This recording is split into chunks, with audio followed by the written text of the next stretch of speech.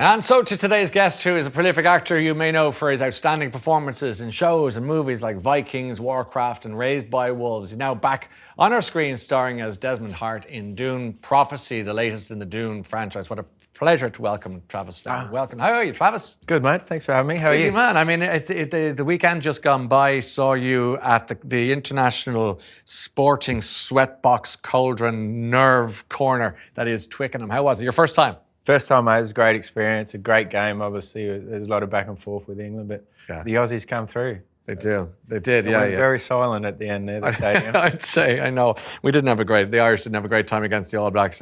But anyway, well done, and that must have been a bit of a buzz for you. Yeah, no, it was great, mate. Great experience. Do you get to do that when you're out travelling around talking to people like me? Do you get to see the city that you're in and Yeah, for sure. kick back a bit? One of the perks, mate, that you get free food and you get to travel a lot with my job. So it's enjoyable. Yeah, and that was Twickenham, never been there, and it was great. You got stuck in, I hope. You're wearing a jacket today, and we'll talk about Dune in a second, but it's got this word travla written on it. And I was reading about this. This is, and I'm a beer guy, so I really want to talk to you about this first. Do you mind? No, let's go. Okay, so whose idea was it? This is your own beer? Yes. I get the sense it's really Australian, very important to you, 100%. Yeah. I was approached by a couple of, liquor companies and that to maybe rep a brand, and I'm like, no, I'd rather start my own, start a beer that I drink at home, the type of beer that I drink. So we started me and about 28 farm boy mates and country boy mates started a sort of better for you, ultra low carb and low calorie, just plain lager. Low carb, low calorie. Yeah, it exists. I didn't think such a beer existed. Yeah. So we started. It's very, very Australian and just supporting country people and local farmers and all that stuff. That's really important. Why is that so important to you? That local thing, that community thing. Oh, I grew up as a farm boy. I still got farm, and I just love it's a very hard-working class, and the farmers are forgotten about, I think. Yeah. So I always support local and support the people that have been supporting us. Everywhere is sort of built on farming, and people forget about the people in the country a lot. And it's all about the major cities, but obviously you wouldn't eat if it wasn't for farmers. Okay, let's get down to business and talk about Dune Prophecy. I watched the first episode last night. I'm already in. This is another world. I could smell the sand. I can sense the power grab.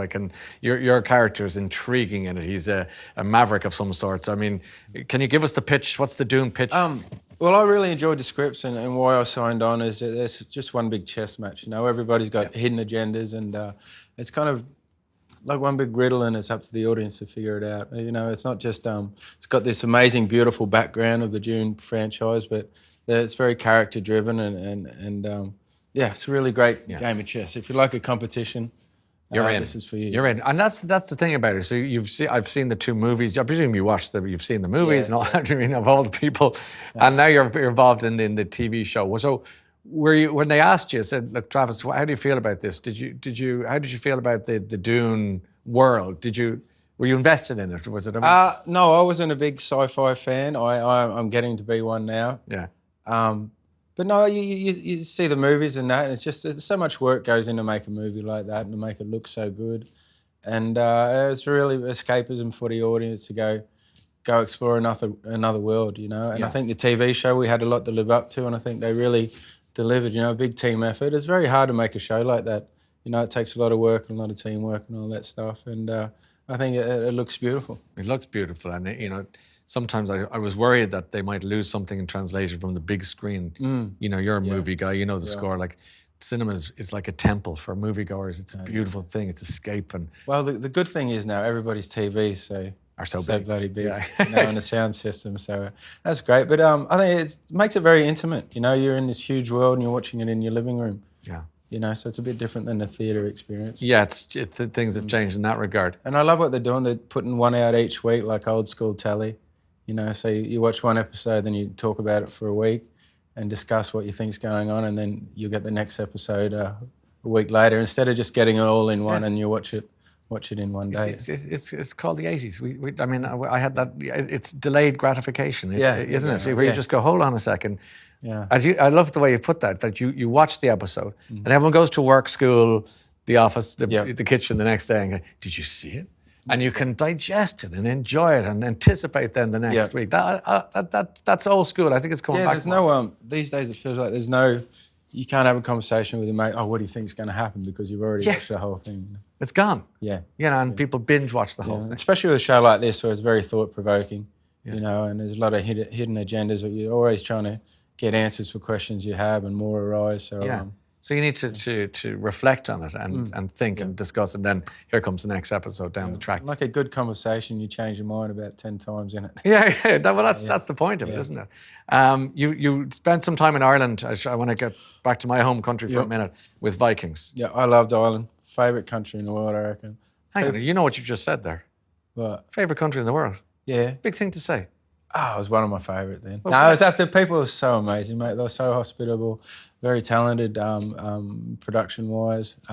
Obviously, the locations and that are just absolutely beautiful. I really enjoyed it. People were so welcoming and just up for the crack. Yeah. You know, even that use of the word means you've become one of us. Yeah. And it's you were in Wicklow, I think, for a lot of it, which for people who don't know is called the Garden County in Ireland. It's a very beautiful stretch. And you were staying on a lake, is that right? Yeah, it blew my mind. Yeah, stayed on lockdown with Lockdown? mate. Yeah, it was just absolutely beautiful. Took a boat to work some of the times. Yeah. Did some great fishing there. It's just beautiful. Yeah. Got deer and a mountainside. It's like being on a movie or a TV show where we were living. Lockdown is like something out of a movie in itself. My father used to fish there as a kid, and it was it's a very special place actually, and very kind of pastoral and nearly romantic. It's like I know, it's amazing. I got to stay with a family called the Petries, and they gave me a little cabin. I lived there. It was extremely enjoyable, and just one of those moments where you only see beautiful locations like that on telly. Yeah, that's why you shoot there. And you did a bit of fishing? Yeah, I did a heap of fishing, mate. That's all I did when I was a freshwater, obviously. So I was freshwater, yeah. Fly Fish fishing? a lot of brown trout. Brown trout. And rainbows. Oh, lovely. Yeah. And were you tying your own fly? No, just spinning. Mate. Yeah, okay. Spinning, just a cast. There's people give fishing a bad rap. They think it's quite boring, but I think unless you put a rod in your hand and try it yourself, you'll never know. Yeah. What does it do for you? Oh, just the nature aspect of it, mate. It was beautiful watching fish. I'd always throw them back in, but the challenge of catching is amazing. But you're in this beautiful stream doing it, and there's a bit of primitive, isn't there? Part to it, where it's like. I like the feeling too. If you had to survive, you can survive. You can go fishing, and it's reassuring. Yeah. At a base level. Yeah, and enjoying it. It's just something about peaceful. I can be out there by myself for hours and hours and hours. Would you describe yourself as an introverted kind of person? For sure, in certain ways. I love to be out with my mates, having a laugh and spending time with them. But for interviews and that, I'm very introverted. Yeah. And, I'm not a singer dancer. I didn't sing and dance. Yeah, I understand that. It's fun, isn't it? Funny because you said in the past that you're not mad about this part of the No, or reading in front of the class, mate. I always hated that stuff. So how did you? Because there'll be a lot of introverts listening and going, I don't like public speaking. I don't like being in front of people. I don't like the light coming on me, and yet you can stand in front of a whole cast and act. And I'm not as uncomfortable there because I've prepared and done my work, and made it really important to me. But, mate, I wouldn't be doing it if I didn't get paid. It's as obvious as that, is it? Yeah, shut up and do it. What else am I? I wasn't going to be a doctor, was I? No. Well, the farm you grew up on was massive. Yeah, I love that. That's what I always wanted to do. I want to be back there doing that. This is just, I've got a bit sidetracked for a while, but... It's a very frankly honest thing. It's a bit of fun, but actually get me back to the farm. There's a bit of that because you seem to be extremely proud of Australia and very proud of home Australia, country, mate. Yeah, home country. Just the way you grew up. You always got that. That's sort of where your heart is. But I love so many countries, mate. And with this job, another perk is just you get to experience so many different communities and landscapes, and I can't complain at all about anything. You were a barman in London here for a while, weren't you? Yeah, the Argyle Alarms for a couple of years. Lived there. Yeah, I went there just night before last night. Actually, how'd it get on? Exactly the same.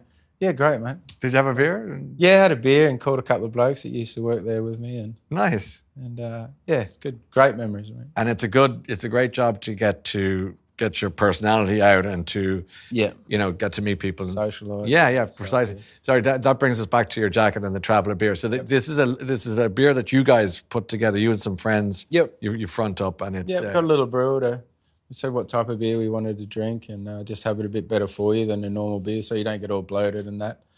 And there, yeah. Anyway, came up with Traveller, which is like a roadie.